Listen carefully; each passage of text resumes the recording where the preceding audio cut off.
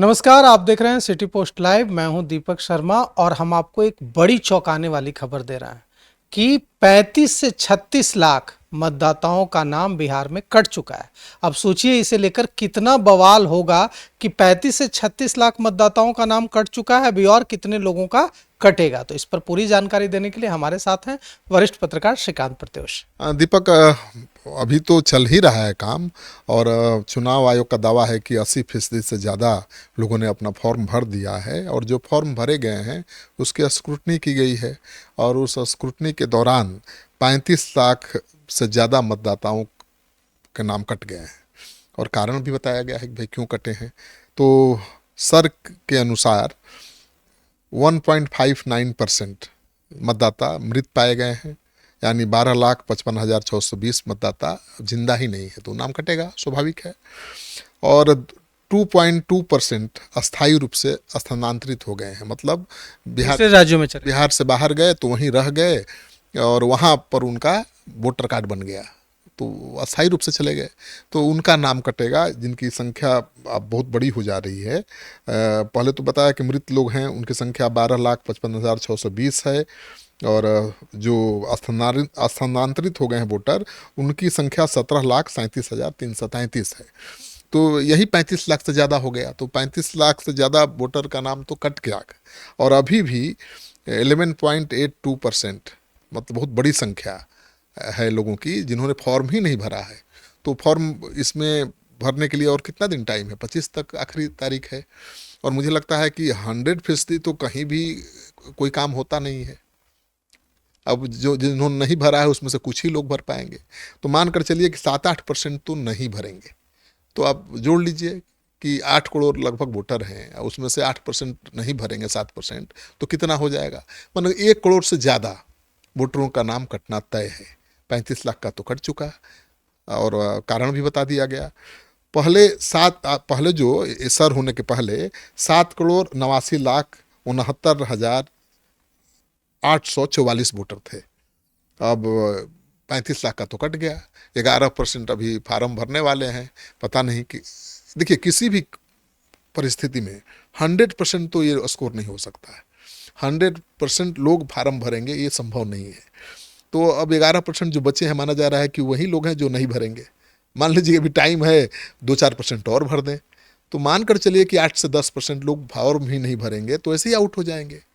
तो 1 करोड़ से ज़्यादा लोग, अब 8% तो बहुत ज़्यादा संख्या हो जाती है, वो तो करोड़ भी पार कर जाएगा, तो वोट नहीं दे पाएंगे इस बार।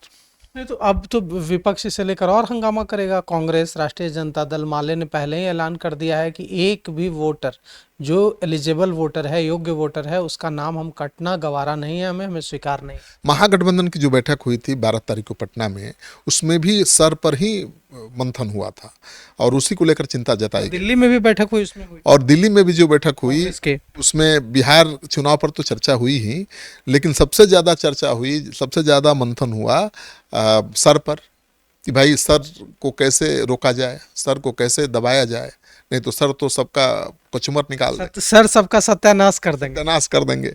तो बड़ी चिंता जताई सभी सांसदों ने और राहुल गांधी ने भी, कुछ ने सलाह भी दी कि भाई अब रैली करके, बड़े स्तर पर रैली करके इसका विरोध किया जाए। और पटना में जब बंद था तो राहुल गांधी खुद ही आ गए थे, ये भी ऐतिहासिक घटना थी। तो अब रैली के जरिए, बड़ी बड़ी रैली के जरिए मतदाताओं को जागरूक करने की कोशिश करेगा विपक्ष। और देखिए, जब विपक्ष की रैली होगी और उसमें सीधे चुनाव आयोग पर आरोप लगेगा, सरकार पर आरोप लगेगा कि इन्होंने जानबूझकर आपका नाम काट दिया, तो ये तो बड़ा मैसेज जाएगा, बहुत खतरनाक मैसेज जाएगा और इससे बवाल हो सकता है चुनाव में। तो चुनाव आयोग फूंक फूंक कर कदम रख रहा है कि कोई चूक उसकी तरफ से ना हो, लेकिन चूक तो हो ही जाती है। अब तेजस्वी यादव ने जो वीडियो जारी किया कि सड़कों पर फॉर्म फेंके हुए हैं, भरे हुए, जलेबी देवघर में जलेबी बट रही है, उस पर जलेबी बेच रहा है। हाँ, तो फॉर्म जाना चाहिए लोगों के पास, तो उस पर जलेबी बेचा जा रहा है। और फॉर्म होना चाहिए चुनाव आयोग के पास, भरे हुए फॉर्म सड़कों पर फेंके जा रहे हैं। तो तेजस्वी यादव ने तो बाकायदा सबूत वीडियो जारी कर इसका सबूत। तो मुझे लगता है कि बहुत बड़ी संख्या होगी जो इस बार वोट नहीं दे पाएंगे। और आपको पता ही है कि कई विदेशियों ने भी अपना वोटर कार्ड बनवा लिया है। कोसी सीमांचल में तो आधार कार्ड आबादी से ज़्यादा है, आवासीय प्रमाण पत्र जितनी आबादी है उससे ज़्यादा है, तो फर्जीवाड़ा तो कहीं ना कहीं है। लेकिन विपक्ष ये सवाल उठा रहा है कि इसी वोटर लिस्ट के आधार पर लोकसभा चुनाव हुआ, तो और उसी पर क्यों विधानसभा नहीं हो सकता है? तब तो जिस फर्जी वोटर लिस्ट पर लोकसभा का चुनाव हुआ उसे भी खारिज कर देना चाहिए, जो सांसद बने हैं उनको भी रिकॉल करना चाहिए। विपक्ष सवाल उठा रहा है, तो सवाल तो वाजिब है कि भाई ये काम तो पहले होना चाहिए था। लेकिन इसका मतलब ये भी नहीं है कि कभी सुधार ही ना हो, सुधार होना भी जरूरी है, लेकिन समय कम है, इसको लेकर सवाल उठ रहे हैं कि आपने भाई 25 दिन पहले क्यों शुरू किया, 1 महीना पहले क्यों ये काम शुरू किया, अब लोकसभा चुनाव के बाद ही शुरू कर देते। अब तो असम और बंगाल में भी सरकार आने का निर्णय चुनाव आयोग ने ले लिया है, तो उसको लेकर अब बंगाल भी अलर्ट मोड में है, ममता बहन भी अलर्ट मोड में है, असम में भी अलर्ट हैं लोग। तो अब बड़ा रूप ले लेगा ये आंदोलन, मुझे लगता है कि बिहार से शुरू होगा और बंगाल होते हुए असम तक पहुंचेगा। तो बेचैनी बढ़ गई है और 1 करोड़ लोगों का नाम कटेगा वोटर लिस्ट से, तो ये तय नहीं है दीपक कि किसको फायदा होगा। ये कोई जरूरी नहीं है कि बीजेपी और एनडीए को ही फायदा हो जाएगा। उसमें जिनका नाम कट रहा है उनमें से बहुत ऐसे भी होंगे जो एनडीए के लिए वोट करते होंगे। नुकसान किसका कितना होगा ये कहना मुश्किल है। विपक्ष को चिंता इसलिए है कि कोसी सीमांचल में ज़्यादा फर्जी वोटर पाए गए हैं और वहाँ के ज़्यादा वोटरों के नाम कटने की संभावना है। एक अनुमान के हिसाब से 5,000 हर विधानसभा में वोट कट जाएंगे और इतने से ही हार जीत होती है विधानसभा में। बिल्कुल। तो कोसी सीमांचल का गणित गड़बड़ हो जाएगा महागठबंधन का, इसलिए चिंता बढ़ी हुई है।